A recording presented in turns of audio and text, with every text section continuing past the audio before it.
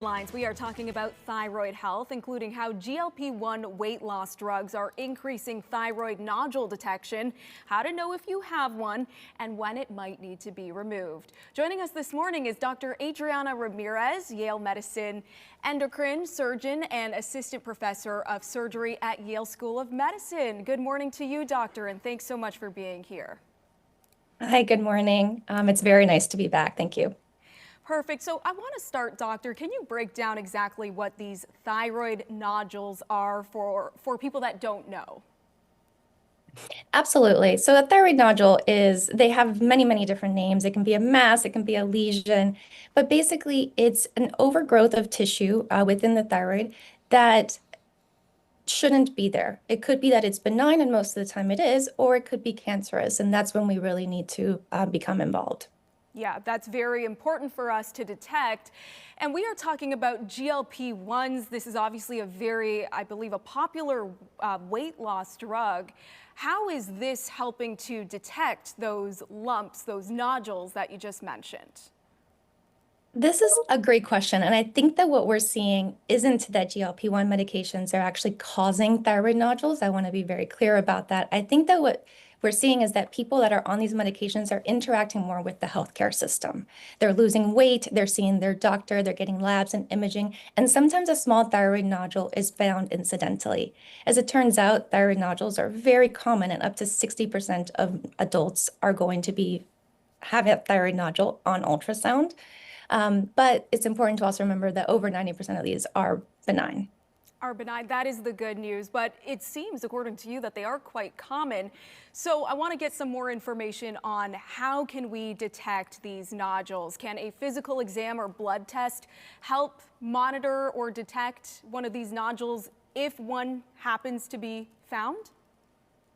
So I think a physical exam and blood work are always helpful, but they definitely don't tell the whole story here. The most important tool that we have for thyroid nodules are a high quality thyroid ultrasound that really allows us to look at the size and the shape and the features of the nodule and determine whether it's appropriate to biopsy or to safely monitor over time. Okay, and let's speak about when should a thyroid nodule be removed, and tell us a bit about this procedure. How does that all work? I could talk forever about that. But most thyroid nodules, fortunately, do not have to be removed. So that at least keep that in mind. We consider treatment when when a nodule is considered cancerous, if it's suspicious for cancer, if it's growing significantly, or it's causing symptoms like difficulty swallowing, a visible neck enlargement, or pressure on the neck. Traditionally, that has meant surgery. We also have some minimally invasive options as well, especially if the nodule is noted to be benign. Things like radiofrequency ablation if it's a solid nodule, or ethanol ablation if it's a cystic nodule. So Okay. there's many options. Yeah, Mhm. no shortage of options there. Can you talk about how common these nodules are in men versus women, or even what age range that we can expect to see these nodules in? What demographic do you most commonly see these nodules in? Absolutely. So I generally tell patients that if you take 100 adults, 50 of them are going to have a thyroid nodule. And it does get more frequent with age. So if you're 50 years old, 50% chance that you have a thyroid nodule. If you're 70 years old, 70% chance, et cetera, et cetera.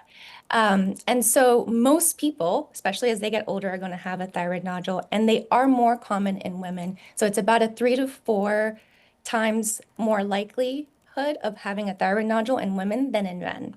Okay, very interesting. You've provided such a great wealth of information. Thank you so much for your time, Dr. Adriana Ramirez. Really appreciate it.